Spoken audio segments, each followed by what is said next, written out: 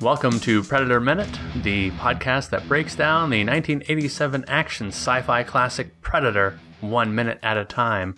I'm John Zabriskie. And I'm Jeff Glover. And joining us today again is brother of the show, Aaron Zabriskie. How are you, Aaron? I am very well, John. Awesome. Well, thanks for being here and ready to rock minute 63 of Predator.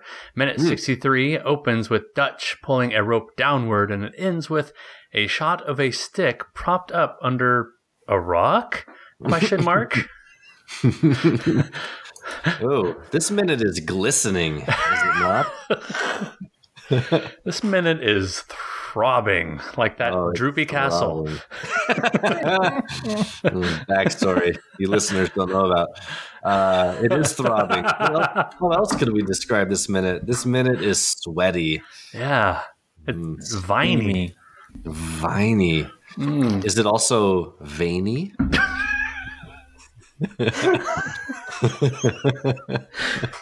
We're talking about the minute, right? Yep. Big old minute of Predator. We are? I was just talking over the old Zencaster. Let me turn back around. Oh, yes. Pivot back to Predator. So, Jeff, why don't you take us through the first part? Tell us what's going on here for the first 20 or so seconds. Sure thing. So the first part is about 21 seconds. Of course, we carry over from last minute. Carry over. Uh-huh. The team is in full trap mode, you might say here. Traps. Mac. Dutch is pulling a tree down. Panchito cutting a vine. Anna also pulling a vine. We've got Panchito cutting the same vine. He says, look out to someone. We don't know. Anna tosses a coil of vines into a big pile of other coiled up vines. We got Mac throwing a rope to a branch. Mac. While Dutch and a deliciously shirtless Dillon pull on a rope. And we got Billy catching a rope. And then we got Panchito throwing a rope down to Dutch. Really, a lot of rope. A lot of rope throwing in this minute. Just if you didn't know better, you just think that they're just stacking a bunch of ropes as part of their job in the jungle. Oh, they're humanitarians. They're just stacking some rope up in the jungle for the local village to use. Yeah, they're harvesting rope, they're coiling rope, they're stacking rope. Cutting rope. It's like an episode of Ropes Monthly. For all your rope and knot needs. All your rope and needs. But in all seriousness, this is kind of a fun montage, don't you think? It was a great montage. Nothing more 80s than a montage. Yeah. We need a montage. I love a good montage. And this one has all the pieces of a montage that you love. You've got bulging muscles doing things. They're setting traps. They're getting tools. Traps. Sorry, I'll try not to do the traps because we're going to say traps a lot this minute. It's a trap! We've got some great montaged music in the background that we'll talk about. Yeah, it's really got all the great elements of a good montage. And I kind of put together a very, very short list of some other 80s montage/mantage scenes from movies. First off, I said any Rocky movie. Oh, always. But what always stands out to me as the highlight of the Rocky montages is the dual montage between Rocky and Ivan Drago, where Rocky is doing it all natural, right? He's, as Chris Phelps on the Comics in Motion podcast likes to say, he might be doing a little more though than just saying his prayers and taking his vitamins, Rocky. But for the purpose of the movie, that's what he's doing. You know, he's still beating on some meat slabs and punching a speed bag while Ivan Drago is hooked up to machinery and he's doing computers. All these computers. He's using weight machines. What a monster! You guys are talking about Rocky 4. Are you familiar with the latest training montage involving Ivan Drago? No. Tell us. Oh my goodness. Have you guys seen Creed 2? No. I have not seen it yet. What am I doing? Oh my gosh. Well, you guys are missing a huge gap in your 80s movies knowledge from a movie that came out in 2017. Because it literally is a movie made in the 80s, but in 2017. What? I think the only conclusion you can draw is they somehow had a time machine to go back to do all of the editing and photography in the 80s and then brought it back to a movie to now. Because it is literally the direct sequel to Rocky IV. And so they bring Ivan Drago back. And so it's Ivan Drago's son fighting Apollo Creed's son. Oh. Very appropriate for this movie, since Apollo Creed figures so heavily in Predator. Well, who's he in Predator?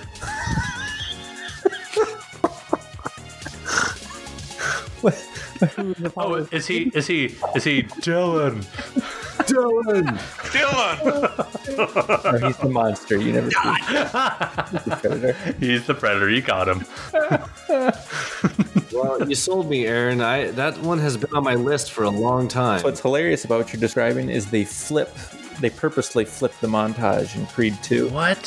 So Ivan Drago's son lives like in destitute post-Soviet Russia, right? Oh no! Actually, in post-Soviet Ukraine, but you get the idea. And so he's the one that has to do all of the low-tech training, and then it's Apollo Creed's son who's living in modern-day luxury, right? Who is now the guy who's getting all the high-tech stuff going. And so anyway, they kind of flipped the script in the latest Rocky movie. I will say this was very reminiscent of the Rocky movies for the same reason, in that here you have the same contrast. You have the Predator. He's all flash and heat vision and lasers, plasma casters.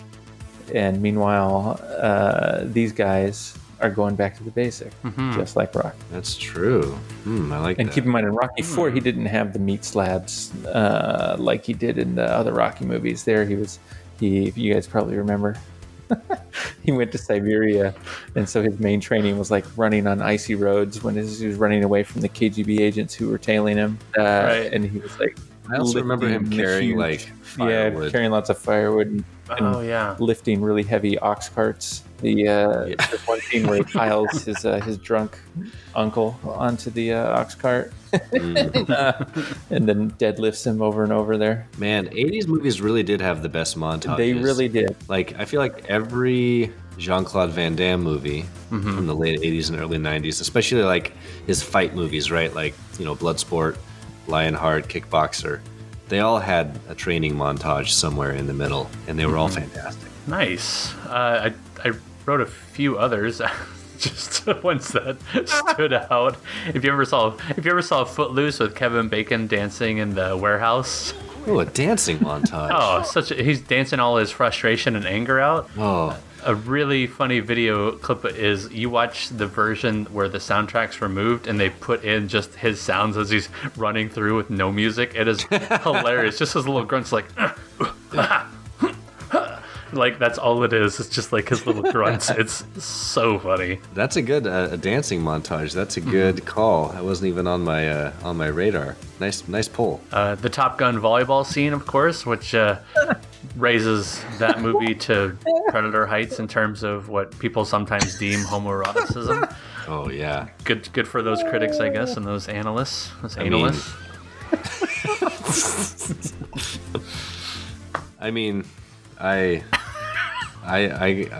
Whenever I watch that scene, I'm slightly aroused. So I want to play some volleyball. So yeah, I really want to go play volleyball. Only slightly.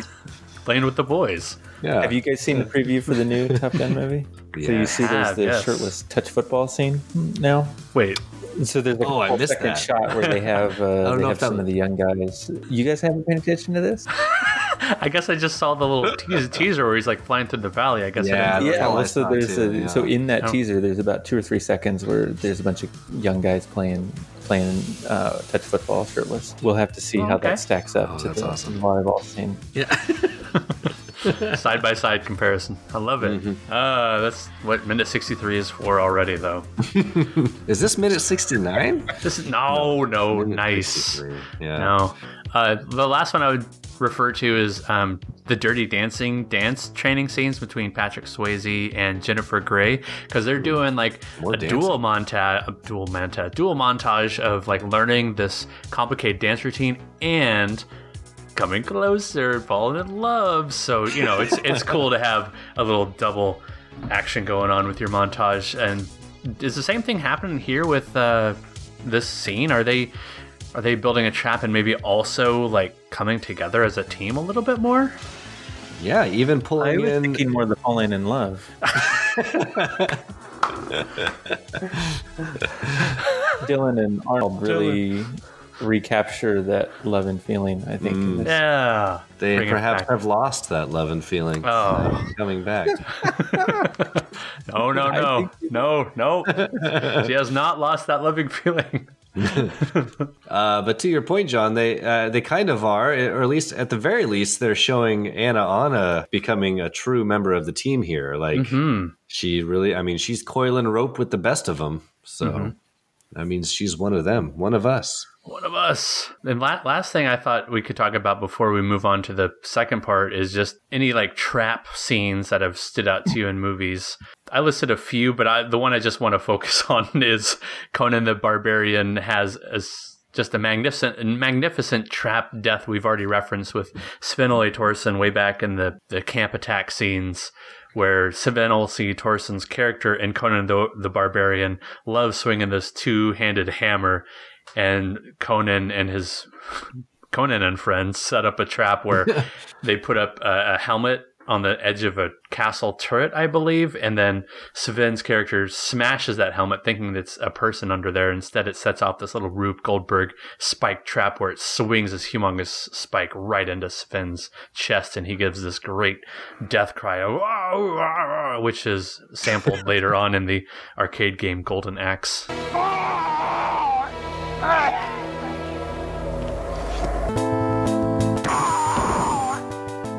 There's a good trap for you to kick off the trap talk. Trap talk. Wow, nice, wow, nice trap talk corner. That's good. There were a lot of references in there. Yeah, that was awesome. Aaron, do you have a trap? I have a couple. Aaron, do you have any trap movies? Should we go around in a circle, or should I just list mine off? You go ahead. I've got some in to add here, but I gotta think of the right way to present it. It's quite as punchy as what John just did. Yeah, that was really good. Well done, John. Thanks. The first movie that came to mind when I thought of traps in a trap movie is Goonies. The Goonies. The Goonies is full of traps. Which scene are you thinking about? Set by the one and only One-Eyed Willie. Oh, okay. Well, we've got the old 300 years in the making. Right. We got the old piano keys made out of bones trap. We got there's once they're finally on the ship. There's the trap that like kind of pulls up all the sails and sets everything in motion. There's the what am I forgetting? There's a whole bunch of traps they run into along the way. So that was one that came to mind. That's a good one. Yeah.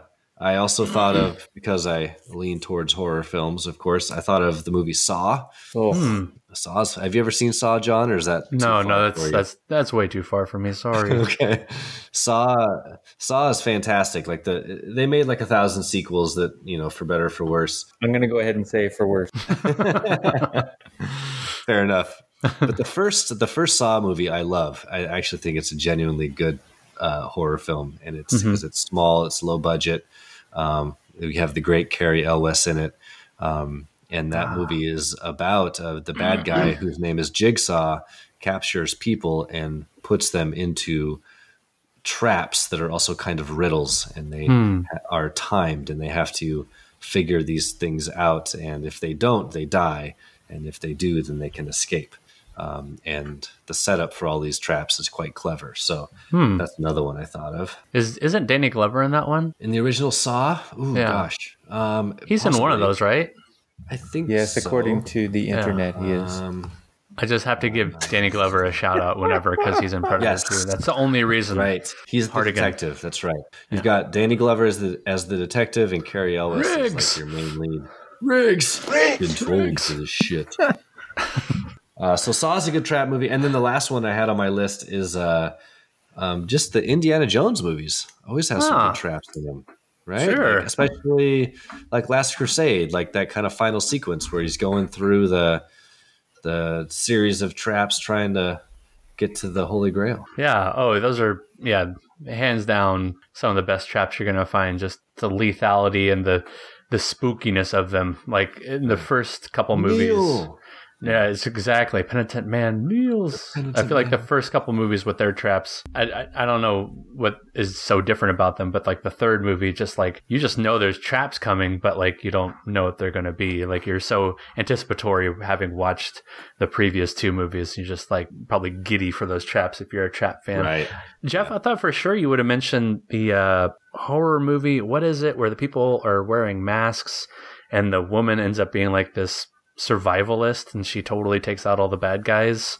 I know you've seen this. What is it? It's like they're wearing animal masks and it's like the whole thing is being done as a ruse. You're Next? Yeah, You're Next. Yeah, like that's she good. sets up some cool traps. That's true. She does. I forgot about that element of that movie. I always think of that movie as like a kind of a home invasion flick that's been flipped, right? Because it ends up that the kind of our main final girl, the lead, like flips the switch on the home invaders and kind of she becomes the attacker near the end there. But you're right. She does set up a bunch of cool, nice bloody traps. I love that movie. So, that's a great film. There are a lot of great traps in the movies you guys are talking about, but I feel like the scene is all about building the trap. Because, spoiler alert, these traps don't actually work that well. So I feel like the setting, the building of the trap is really I think what's key here. So what brings to my mind is the Magnificent Seven. If you guys remember that movie from the 60s, no. Well, so they remade that in parody form, like scene for scene in Three Amigos with Steve Martin and Martin Short and Chevy Chase. Oh yeah, with all the disguises. Exactly, that one. So like the wind. So that was like a scene for scene parody remake of the Magnificent Seven, where they're setting up this elaborate traps in the town for the Mexican banditos who are coming to lay waste to the town. And at any rate, but literally like a third of the movie in Magnificent Seven is just them preparing for this big ambush, and so it's like this montage that we just watched, but like great. In long drawn out fashion. And so the if you like this, then you would like watching Charles Bronson and Steve McQueen do the same thing for a good half hour. The laying traps. That one's always been on my list of classic films to catch up with, and you've sold me on it. I'm gonna have to watch that sooner than later. I don't think you'll like it. Really? I like it. Yeah, I don't think it'd be the type of movie that you'd really like. But it is classic, and you would recognize a lot of stuff from it that later movies would draw from. So you would see a lot that you would appreciate. I can get behind a Western sometimes. It's not a genre I'm super familiar with, but every once in a while I'll watch one that I do enjoy. So maybe. Okay, so let's take it to the second part of the minute. The second part of the minute, we cut to Anna tying something together on the ground. We pan up to Dillon. Dillon! And he's saying to Dutch, "You really think this Boy Scout bullshit's going to work?" Dutch responds, oh, Jeff, go ahead. How would Dutch respond? "It can see our tripwires. Maybe it can't see this. Instead of complaining, maybe you should help." Dutch walks away, and Dillon does this funny little, like, no-duh thing to himself, like tapping himself on the head. He does. It's like a very rare moment of humor that we're left with this far into the movie. It's nice to have that. We cut to a shirtless Dillon again. So when he straight to shirtless Dillon, straight to shirtless Dillon, like he takes that line seriously, and he just starts pulling on that same tree. I think that they've been pulling on for a good couple minutes now with Dutch, Billy, and Mac. And Mac is the anchor. Mac is our anchor here of the rope, and they're just continually pull this tree down. We cut to Billy throwing some leaves onto a vine trap on the ground. We pan down the length of a rope to see that it's tied to a stick propped up under a large rock. And that takes us to the end of the minute. Yeah. Hey. Well, right at the beginning of this sequence, this is the part that is really glistening. Yeah. Because we get all these guys in there. At the very least, they all have no sleeves. Most of them don't have a shirt. And they've decided to pull on this tree right in the middle of a sunbeam. Not a moonbeam, but a sunbeam. Moonbeam. And they are just sparkling. They are glistening. And man, Carl Weathers is ripped, man. Yeah, he is a bulging man. Yeah, you don't quite notice it as much because he always has his uniform on up until this, I think. But yeah, he's shredded. He's pumping iron, like all the stories that came out, and we've referenced this before, but he always cracks wise with the making of documentary for this movie and saying that he would tell everybody else on set that it didn't work out, but in actuality he was waking up like an hour or 2 hours before everybody else and going to the makeshift gym they had set up on set, and then like leaving before anybody else could show up. So working on that pump. He always talks about that pump. Get up at 4 a.m. because you want that pump, but you don't want the other guys to see you getting that pump, because when you walk onto the set, and you look that good, it's got to be natural. You can't work out that hard. Nobody does. God just blessed you. Well, he's doing it. Like he's got it going doing there. it. Yep. So they're pulling this tree down as a way to set this trap. This is the same tree we saw in the last minute, I think. Okay. Right. Trap. And we find out the reason they're pulling the tree down is to tie it to, help me kind of work this out. They're tying it to a net of some sort that they're covering in leaves. Is that what it's tied to? Or is it tied to the stick that's under the rock? Man, it's hard to tell what they're doing, because in true John McTiernan directing and Predator movie style, like, they're not telling us what they're doing. There's no part where Dutch says, okay, we're going to set a bunch of leaves on the ground and we're going to cover up some vines and it's going to create a little Ewok-like trap. It's not made clear like how exactly this trap functions. It's simply a montage that we're left to wonder ourselves, like you are, like how's it all going to actually work? What's the counterweight? I guess if you put it all together, you can see Dutch is tying that big rope before the shirtless Dillon scene. Yeah, he's like, why don't you help instead? Like, he's tying this gargantuan knot, and that's what we're seeing at the end of the minute. So I'm not really sure how this all connects. Aaron, do you have any input on knots and traps? Yeah, well, we'll see in the next little bit here exactly how the thing actually works. Sure. But yeah, it clearly is supposed to, the way something like this would work is you'd remove the stick from the rock, and then the tree would spring back up. And so you would, and then take whatever is tied to it with it. And so just like Jeff was pointing to, they've got this big net on the ground. It seems clear that when you release the tree, it's going to spring up and it's going to bring the net with it. So presumably they're going to try to trap something in the net. You know what this really reminds me of? This reminds me of, I think it's season 2 of The Simpsons, when he and Bart. Yes. I referenced it at last minute, actually. He did.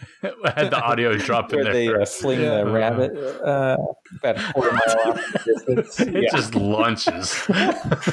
I was, when I first saw that, I actually saw Predator before that episode of The Simpsons. So when I saw that episode of The Simpsons, I thought about the Predator. I remember when I was much younger, thinking, oh man, they're going to catch something cool. Yeah. Like, that would have worked with the Predator if they had just flung it a mile away in the air. Like, they would have problem solved. They would probably done more damage that way. Yeah. Yeah. I guess for a future minute, they're going to show this log, which I'm never really sure. Is that a counterweight, or is that actually part of an Ewok-like trap? I'm not really sure. I can explain it to you in a later minute, but you're overthinking it. Okay. I will not overthink it. We can save it for a later minute. I like that idea, because I'd rather talk more about Dillon's line about this Boy Scout bullshit, because, hey, Aaron, you and I were both in Boy Scouts for a long time. In Boy Scouts, did we ever have to do kind of lashings to logs and such? I mean, we always did when we had to make like a makeshift fort for a competition at like a jamboree, but nothing like this. Yeah, I don't remember doing this in Boy Scouts. This would have been a lot cooler. Now, we should clarify that Aaron is an Eagle Scout. Is that correct? Yeah. So in order to become an Eagle Scout, I actually did have to do something like this, but it's secret. I'm not allowed to tell you about it. And John, you are still one step away, right? Hey, there's still time. Are you is it Life Scout? Is that what you are? It is Life Scout. Good job. Were you a Boy Scout, Jeff? No, I've just made fun of you about this before. Not made fun of you. I'm sorry. Somebody's jealous. But I've joked about the fact that you're the only one of your brothers, right, that's not an Eagle Scout. So you have to stand, true. You have to stand off by yourself at family reunions.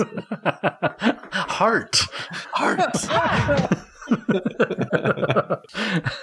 It does bring back, this scene does bring back memories of like just having to like tie a lot of sticks and logs together to make, like I said, makeshift forts or like a makeshift platform, and then you'd have to like, I think, show it off at these big Boy Scout jamborees, and like someone I think would have to stand on it if I remember correctly. It had to pass a stand test. Does this sound familiar, Aaron? Yeah, I used to make all kinds of silly things like this that were kind of pointless, but I guess they kept you busy at the time, and you learned more about tying knots. Mm-hmm. The probably came in somewhat handy when you were sailing the boat, right? I think so. Yeah, I guess back when my wife and I lived on the sailboat. Yeah, it was pretty handy, like remembering some knots, but I mean, nautical knots, way different than land-based knots, I have to tell you. This has been your Knot Minute. Knot Minute. Well, it just goes to show you never know how some of these things are going to be important later in life. You know, one day you might be facing off with the predator and you're just going to be thinking back, oh, I remember how to do this. I wish I reached Eagle Scout and did that secret trap making ceremony. Well, so Jeff, you may not know this, but John knows that I spent a lot of my 20s doing a lot of rock and ice climbing, and obviously a lot of knot tying and climbing and search and rescue and some other things. And even though I didn't build sort of kind of silly platforms and tripods and zip lines and stuff like we did in Boy Scouts, the stuff that we did do, a lot of it felt familiar because of Boy Scouts. So a lot of the stuff you don't necessarily know how you might come back to later in life, but it can be helpful. Did you ever do like large climbs that would require like a portaledge or anything like that? Yeah, I have done. I've actually only ever done one climb that really needed a portaledge, but we didn't have one. We just suffered, and which is a common thing climbing the mountains. But the kind of stuff that you need a portaledge for, that really wasn't the kind of thing I really liked. For the most part, that was a much different style of climbing than what I was into. Right, that's like that's like big. I wouldn't think of it as necessarily big as much as steep. Big wall climbing, the thing that makes it the biggest difference. So there's so people call that big wall climbing when you're in a place that's steep to the point where you're going to have to spend the night out, steep and tall enough that you'd have to spend the night out in a vertical position like that. But there's lots of big mountains out there, and that you don't need to spend a portaledge on. So I mean, the biggest mountains in the world, you don't need a portaledge. And even a lot of the places where you use a portaledge, like a lot of the mountains in California around Yosemite Valley, a lot of that stuff, people are good enough now where they can climb that half a day. So you don't have to have a portaledge for that stuff. That's so portaledges can be sort of fun and interesting in their own way, but it was just never really something that appealed to me. Did you watch the documentary about the guy that free solo about Alex Honnold? Yeah, I really enjoyed that movie. Did you see it? Insane. Yeah, I did. I saw that, and I also saw the one where the other climbing documentary about El Capitan that came out the same year. Oh, so yeah, there was a couple that came out the same year. The Dawn Wall was probably the other one that you saw that came out the same year. Yeah, I saw that one too, and that was also fascinating about him climbing that piece of the wall that had never been climbed before, really, right? Yeah, that's exactly what that was about. Those two climbing movies, I think what they had in common that was really cool was that they didn't spend a lot of time explaining the climbing, which I think was good. Mm-hmm. They were really sort of more like personality studies of the main climbers involved. So especially the Free Solo movie with Alex Honnold was really, I felt like sort of all about telling his story and what kind of person he is. Yeah, because you got to be a certain kind of person to even consider doing that. Mm-hmm. I dabbled in a little rock climbing in my 20s. And so I've done a little here and there, but I was never real serious about it. I never led any climbs. I was always just top roped when I was doing them. Oh, cool. So I found those documentary is like super fascinating to see these people like at the top of the top of the climbing world, right? Like sure, the best at what they do. Yeah, finding new ways to push. Alex the limits. Honnold and Tommy Caldwell, they're the sort of the main folks in those movies.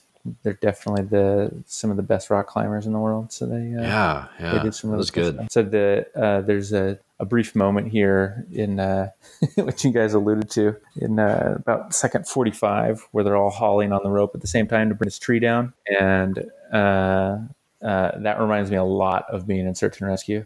There were a lot of moments like this where you've got a bunch of people all hauling on the rope at once to try and get stuff moved to where you want it to go. And just like, I think, John, I heard you mention at some point, Bill Dukes at the bottom is like the anchor. That was always me. I was always the guy, because I was always the biggest, heaviest guy among our search and rescue crew. So I've always been about 6 feet, I don't know, 200, 190, 200 pounds. And most rock climbers, as most people know, are like really thin, wiry guys. And so in search and rescue is me and a bunch of these little wiry guys built more like Alex Honnold. And so typically I would go to be the, whatever the fat guy position was. Yeah, exactly. The sit on the rope guy. Yeah. Awesome! Wow. Well, next time you're around, we should all go to a wall somewhere, and I'll be, what is it, top rope? Is that like the rookie position? John, you've rock climbed with me before. Do you remember the last time we went down to Portland, in Oregon? Yeah. That was way fun. Terrifying at the same time because kind of a big ween sometimes when it comes to that stuff. But you've been a weenie. You were a gamer, man. You had not done that much of the stuff, but you just jumped right in. Or like, okay, drop me off the side of the cliff, Aaron. We'll figure it out. The scariest part was being, I think, at the top. Right? Wasn't that where it was? Like it was at the top. So like trying to figure out how to get down. Right, I was like that close to like the end of the rope, right? Not the end, but like the topmost. I don't even know what you call it, like piton. Is that it? Are you talking about the anchor near the top?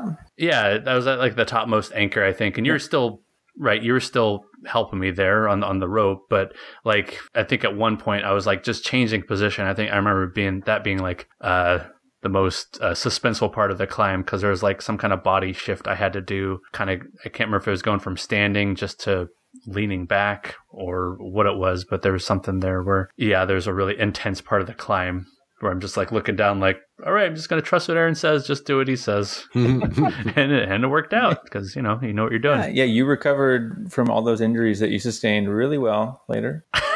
Obviously, it worked out just fine. As I recall, the next day, didn't we go to the retro video game convention? Yeah, the PRGE, the Portland Retro Gaming Expo. Probably felt just as uncomfortable there as you did up on the cliff. Yeah, next time we're all in the same place, we'll have to, find a wall, find a rock gym, whatever, do some rock climbing. Because I'll take Eva every once in a while to like the Stone Garden or something like that, and that's a lot of fun for about 10 minutes, and then she's done. She just kind of wants to body slam the floor on all the cushy parts, Yeah. Sounds about right. Like that's fun, but I'd really like to go up a little bit.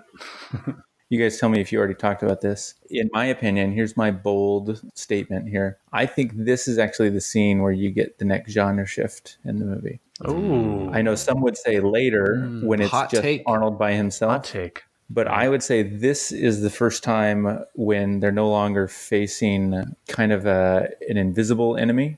This is the first time when when they have a plan to actually be more proactive instead of just reacting to what's happening to them.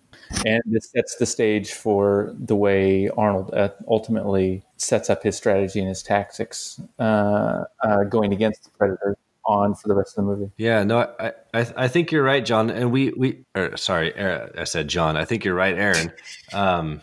So you're saying John. We talked about this briefly, I feel like last minute when we were talking about the iconic line, if it bleeds, we can kill it. If it bleeds, we can kill it. that does signify a shift in their thinking.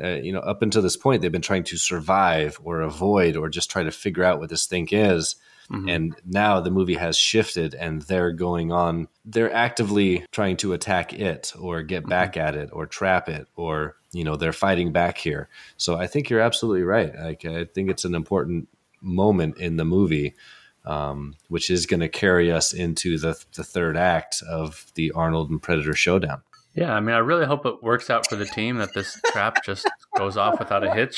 I haven't seen much beyond this minute, but I have a good feeling. We'll find out what happens. Yeah, I think you can. Minute 63. There's not a lot more room for stuff to happen. I think you could obviously also easily argue that the third act doesn't really begin until it's the mano a mano Predator Arnold. Yeah.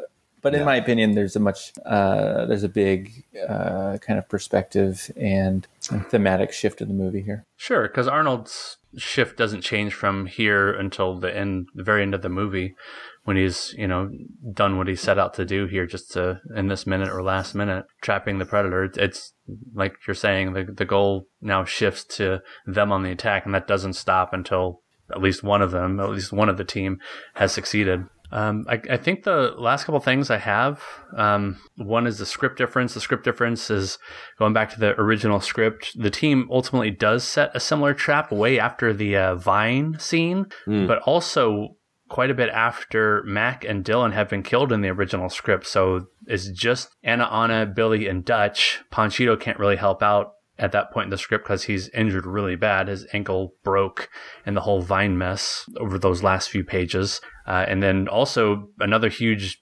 deviation is that Billy leaves the group at this point. Dutch asks him to, get to the chopper, hold that chopper, in his own lines. But Billy leaves in the cover of night as the group waits at night for the Predator to spring this trap in the script. Yeah, in the script, did we ever see him again, or is that his demise? I'll have to leave you hanging on that. We'll leave you hanging. Okay. You can also just read the original script because it's on the Google Drive. But I know that. I'm oh, you're asking for the audience. I'm a proxy for the audience here. Yeah. Oh. Thank you, Proxy. Hey, you're welcome. Yeah. So quite a big change, but a lot of the same stuff still happens. The big change being, of course, Billy just leaving to try to get to the chopper in a timely manner. My last thing is just purely as a movie detail observer. We know that the Predator somehow saw their tripwires enough to avoid them, or at least he was smart enough to set something off that would set off the tripwires. But we know that he sees heat. We've seen the Predator vision. What's the difference between tripwires and vines or rope in detecting? Can he not detect one, but he can detect the other? I'm not really understanding much of the logic here in the trap. Yeah, I was wondering about that too. Like, they don't really explain that. I don't understand why these traps would be any more hidden or camouflaged than the tripwires. I mean, the tripwires seem like it would be way more hidden than something like this. But I don't know. But this trap is made out of mostly organic material. Maybe that makes a difference because they're using trees and vines, and maybe for whatever, like the tripwire is I assume like maybe a metal wire or twine or something. And so maybe he can detect that easier. But I had the same question. I don't know, Aaron, did you have a thought on that? Yeah, we got a couple thoughts. I mean, the obvious thing is there's vines and trees everywhere. So there's not tripwires everywhere. So the vines would definitely stand out less. But the other thing is, if you've seen the second movie, or if you ever played in the video games, the Predator will cycle through these different types of visions, visual sort of that's right, constructs that it has, visual filters, and so I don't think they really get into it in this movie. His vision changes when he takes the mask off, but in this movie, I don't think they specifically point out the different sort of visual fields that he has. But in the other movies and in the video games, they do. And so probably he's got some other tricks up his sleeve as far as seeing things that would allow the metal of the tripwires to stand out, whereas the vines, since there's vines all over the jungle, might not be as obvious. I like it. It's a good explanation. Yeah, me too. But so Arnold says hedge on it, right? Arnold says maybe they can't see this. So right. And Arnold doesn't know. He's being as creative as he can. He's being Boy Scout about this whole thing. Good old Boy Scouts. Life Scouts. Heart. Heart. So have we done it? Have we talked minute 63 of Predator? We've done it, I think. All right. I think we're done. I'm done. Aaron, are you done? I'm ready to go to sleep. All right. You know what that means, right before you hit the hay, before your head hits the pillow.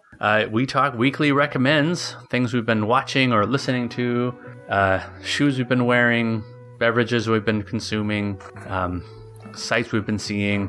Jeff, what do you have? Oh, I feel like I have a pretty good recommend this week. Awesome. I mean, besides Breath of the Wild, I'm going to recommend that every week from here on. Third time. Yeah. Play that game. It's really good. Okay. I watched a movie that is a straight to Netflix film. It's called Dolomite Is My Name. Oh, okay. It's starring Eddie Murphy and Wesley Snipes and several other actors you would recognize. And it is the story of a filmmaker from the 70s named Rudy Ray Moore. Well, actually, he was less of a filmmaker, and he was more of a kind of an all-purpose entertainer. He was a stand-up comedian, nightclub entertainer who was just kind of scraping and getting by. And his story goes that he came up with an idea from talking to a bunch of homeless folk in his neighborhood to develop a certain character, and he took this character to the stage who told very dirty, raunchy jokes, and became a hit with this act, and started using this act in a bunch of rooms, and became very popular, started recording comedy albums that he was selling out of the trunk of his car and in local record shops.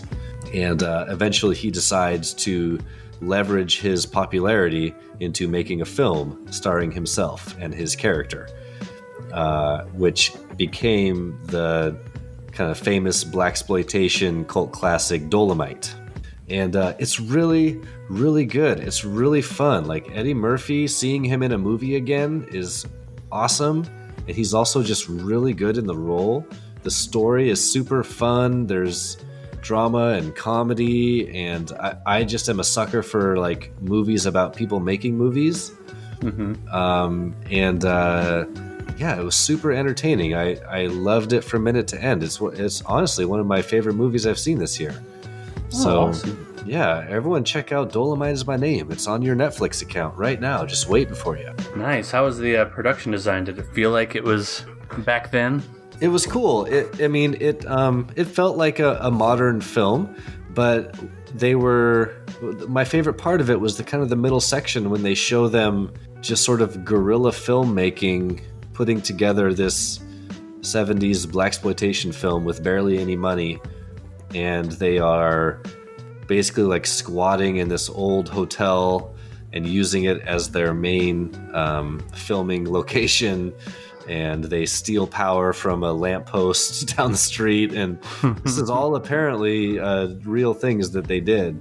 And just I love the idea of people making a movie, like, kind of getting away with something, you know? Other movies, I love other movies that are like that. On F This Movie, they were actually talking about this recently when they were discussing this movie, and they brought up, Wet Hot American Summer is a movie that feels that way. It feels like it's a bunch of people that get together to make a funny film, and no one is really paying attention to what they're doing, and they're kind of getting away with something. Sure. And this story has that same feel to it, and it's just super fun. So yeah, check it out. And Wesley Snipes has a small role, but completely steals every scene that he's in. Nice. And it's really fun to see him in a movie again, because he hasn't been in any movies in a long time. So. Yeah, why is that? He's got to pay his taxes. Do they not? Yeah. In the prison? They made that joke in Expendables 3, I think. Oh yeah. It was so good. Tax evasion. They even say it, tax evasion, in that movie. It's like just look right at the camera. Yeah. But I can't recommend it enough. Dolomite Is My Name. It's great. All right. Thank you, Jeff. Aaron, what about you? What do you have to recommend this week? Listening to podcasts lately, I was enjoying. Yeah, I listen to a lot of medical, not a lot. I listen to a few medical podcasts that are specifically made for people in the medical field. And those are interesting to me, but most people would probably not find them that interesting because it talks a lot about specific medical studies and a lot of technical stuff. But I started listening to one today called The Nocturnist. And a nocturnist would be someone who works in a hospital at night. And working in a hospital at night is where all the crazy stuff happens, and you're usually by yourself. And so these stories are a little more humanitarian and a little less technical. And I listened to a couple of them today while I was at work, and really enjoyed it. And I think they would be good for both people in the medical field as well as people not in the medical field. And that's kind of rare to find something like that appeals to insiders and outsiders alike. Oh, that's really cool. So did it remind you at all of any of the stories that you experienced as a nighttime operator in the hospital? Of course. Yeah, all of it feels very familiar to people on the inside. But they make a point of choosing particularly interesting stories that would be both interesting to people in the medical field because they're somewhat unusual, but also interesting to people outside of the medical field because it reveals some sort of more basic kind of truths. Like my favorite one that I listened to so far was probably a story of a guy who was on a tour of North Korea and from the United States, and found himself very much a stranger in North Korea, but had to respond to some medical emergencies there, and sort of all the really interesting kinds of compromises and difficult situations that puts you in, being very, very much an outsider in North Korea, but still feeling like you have to do something as a medical provider. And so that was an example of I thought a really cool episode where they did a good job of bringing things in that would be interesting to people who are in the medical field but probably have not done a lot of medicine in North Korea. And also interesting to people who are not in the medical field but might find it cool to hear about these sort of emergency situations in faraway place. You said that was called The Nocturnist? The Nocturnist. How do you spell that? Let's look. Probably Nocturnist. Oh, okay. And I think it's plural, right? It looks like nocturnists. That very well could be. Yes. Okay. It is plural. Cool. So check out The Nocturnist for some cool nighttime doctoring stories around the world. Cool. The recommendation I have is a recent Netflix show that popped up on the old kids feed because we're always looking for something new that we can all watch together as a family with our little 4-year-old, and we found a show called Green Eggs and Ham. It's this animated show, obviously based on the works of Dr. Seuss, but it does this awesome job of just kind of plopping you in the middle of this story. You don't really know what's going on. You kind of piece it together as you watch the episodes, and it's just a wonderful little road show / buddy show / with elements of mystery and adventure. It's all taking place in the Dr. Seuss world, so there's all sorts of little nods and references to, one fish, two fish, red fish, blue fish.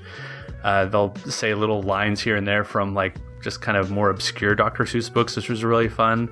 It has some good humor, some good twists and turns, and I would highly recommend it. It's something that even Sarah and I were saying, we really should watch the next episode. No, it's okay. You don't have to go to bed yet. Even let's watch one more. And we just finished it tonight, and I just thought it was wonderful. Good family viewing, especially with the holidays coming up. People are going to be with their families more. Might as well have some more things that they can see all together. And yeah, Netflix provided. It was really neat. Green Eggs and Ham. Check it out. Nice. Thanks, Netflix. Yeah. Thanks, Netflix. Yeah. Boy, Netflix coming up big in this recommend section. Yeah, thanks, Netflix. High five. Aaron, where can people find you? In the trees.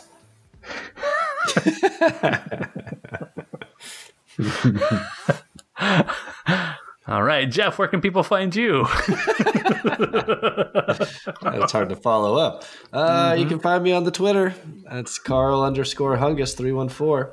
My name is Carl Expert. Come follow me there. Boy, I tweeted my ass off this last weekend while the Seahawks were playing the 49ers. What a Which game. ended very well. It was a great game. Good outcome if you are a Seahawks fan, and put us one step closer to taking the NFC West, which we would really like to have some home field advantage in the playoffs this year. So, yeah, a very fun game. But yeah, come follow me there on the Twitter sphere. Awesome.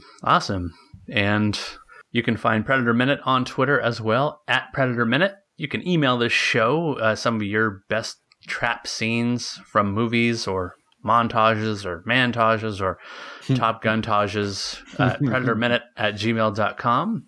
You can also start a conversation or join a conversation on our Facebook group, the Predator Minute Listeners Palapa. Target the center of the Palapa. Target the center of the Palapa. Target the center of the Palapa. Target's the center of the Palapa! So for Predator Minute, I've been John Zabriskie. And I am Jeff Clever. And I'm the doctor.